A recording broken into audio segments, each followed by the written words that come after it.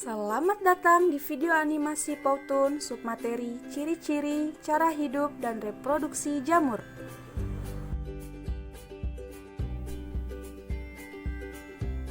Berikut ini petunjuk penggunaan video animasi Powtoon. Perhatikan penjelasan yang terdapat dalam video ini, karena materi yang terdapat pada video ini akan membantu kalian dalam menjawab LKPD.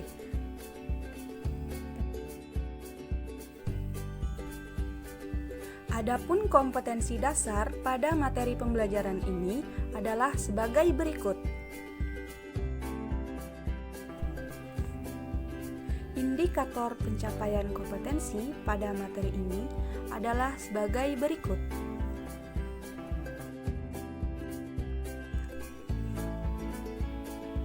Tahukah kalian apa bagian putih yang menutupi kacang kedelai pada tempe? Apakah organisme tersebut sejenis dengan organisme yang ada pada roti busuk di atas? Nah, tujuan pada materi pembelajaran kita hari ini adalah sebagai berikut.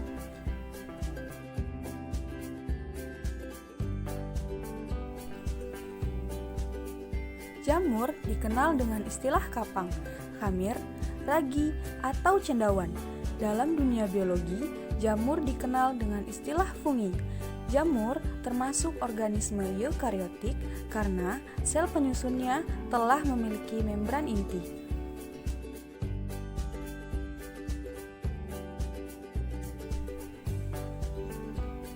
Sel jamur memiliki dinding sel dari bahan kitin. Senyawa kitin bersifat kuat tetapi fleksibel. Jamur tidak memiliki klorofil. Oleh karena itu, jamur tergolong organisme heterotrof. Nah, pada materi jamur kali ini, kita akan mempelajari struktur tubuh, ukuran tubuh, cara hidup, dan reproduksi jamur. Yang pertama, struktur tubuh. Adapun struktur tubuh jamur terdiri dari badan buah, hifa, dan miselium. Bagian hifa. Tubuh jamur terdiri atas benang-benang halus yang disebut hifa. Pada jamur multiseluler yang hifanya tidak bersekat atau aseptat, inti selnya tersebar di dalam sitoplasma dan memiliki inti sel yang banyak. Jamur jenis ini disebut jamur senositik.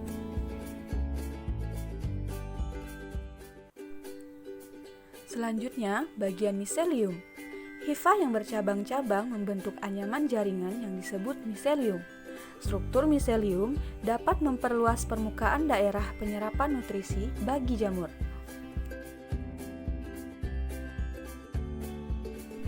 Yang terakhir, ada badan buah. Miselium yang memadat membentuk badan buah pada jamur sehingga sulit dilihat hifa-hifanya. Badan buah merupakan struktur reproduktif jamur. Di dalam badan buah terdapat struktur penghasil sel-sel haploid yang disebut spora.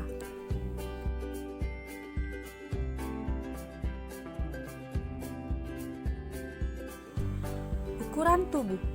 Berdasarkan ukurannya, jamur dibagi menjadi jamur makroskopis dan jamur mikroskopis.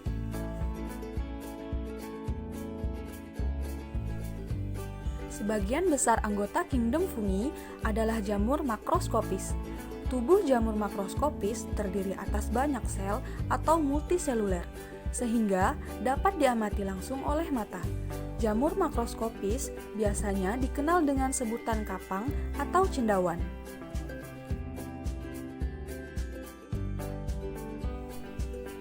Berikut ini adalah contoh-contoh jamur makroskopis. Contoh yang pertama, Amanita muscaria, dan yang kedua, Volvariella volvaceae.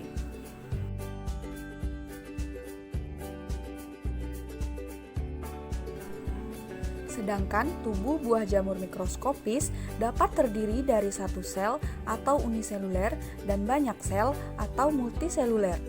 Namun, ukurannya sangat kecil sehingga pengamatannya dilakukan di bawah mikroskop. Jamur mikroskopis dikenal juga dengan istilah ragi dan khamir. Nah, berikut ini adalah contoh-contoh jamur mikroskopis. Contoh yang pertama, Penicillium roqueforti, dan yang kedua, Neospora cytophila.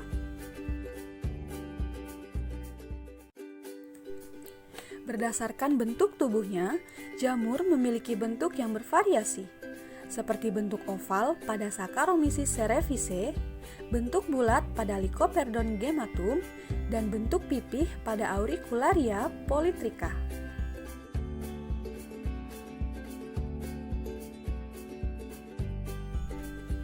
Selanjutnya, terdapat bentuk bercak-bercak seperti pada Tinea versicolor, bentuk untayan benang seperti kapas pada Rhizopus oryzae, dan bentuk kancing pada Agaricus bisporus.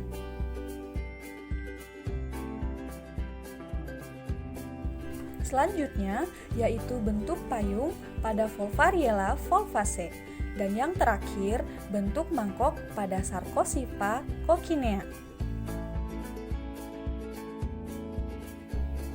Berdasarkan warnanya, jamur tidak memiliki klorofil, sehingga tidak ada yang berwarna hijau.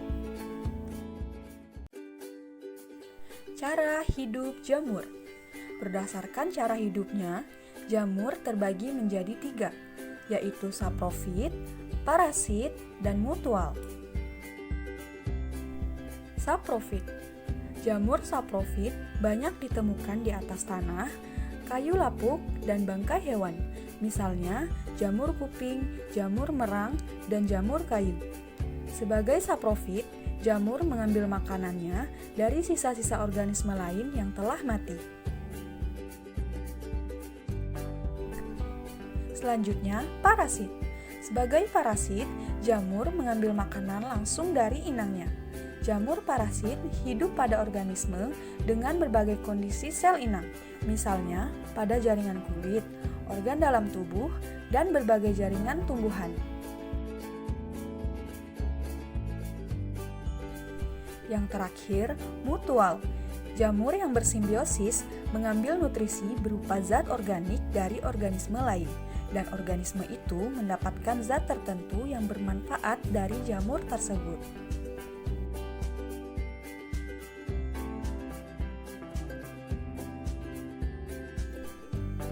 Jamur yang hidup secara simbiosis mutualisme dapat hidup di lingkungan yang sangat ekstrim, misalnya daerah kutub yang sangat dingin, di gurun yang sangat panas, pada bebatuan, atau menempel di pohon-pohon.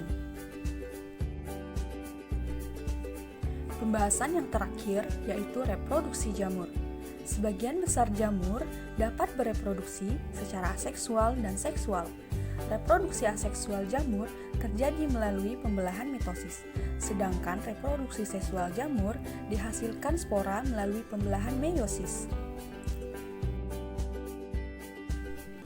Reproduksi aseksual.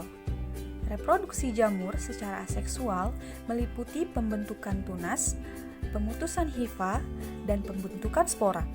Reproduksi aseksual jamur terjadi baik pada jamur uniseluler maupun jamur multiseluler.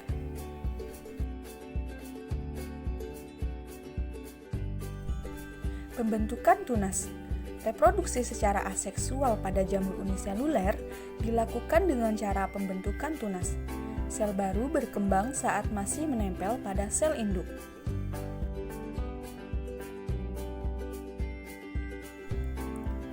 Pada pembentukan tunas, membran plasma sel baru terlepas dan memisahkan diri dari sel induk, kemudian tumbuh menjadi individu yang baru. Selanjutnya, dengan cara fragmentasi.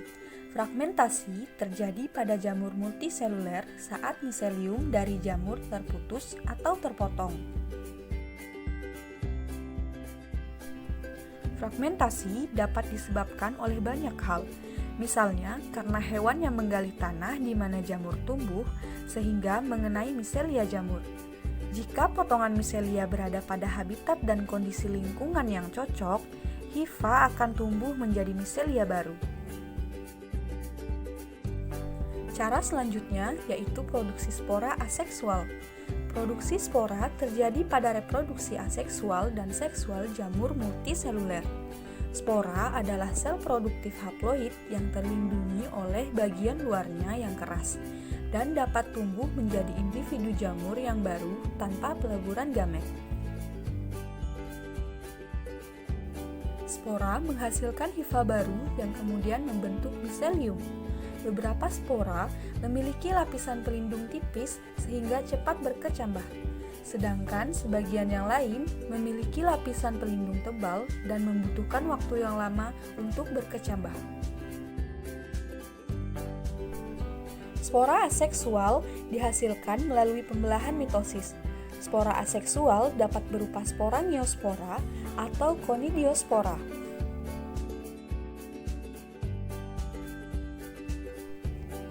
Yang terakhir yaitu reproduksi seksual. Pada reproduksi seksual, struktur reproduksi menghasilkan spora haploid melalui pembelahan meiosis. Spora-spora tersebut berkembang dan tumbuh menjadi miselia baru. Spora seksual dapat berupa zygospora, ascospora, dan basidiospora.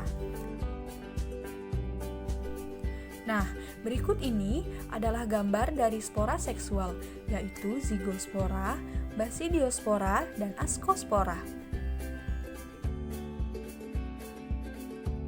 Semoga setelah menyaksikan video ini, teman-teman dapat memahami bagaimana ciri-ciri, cara hidup, dan reproduksi jamur.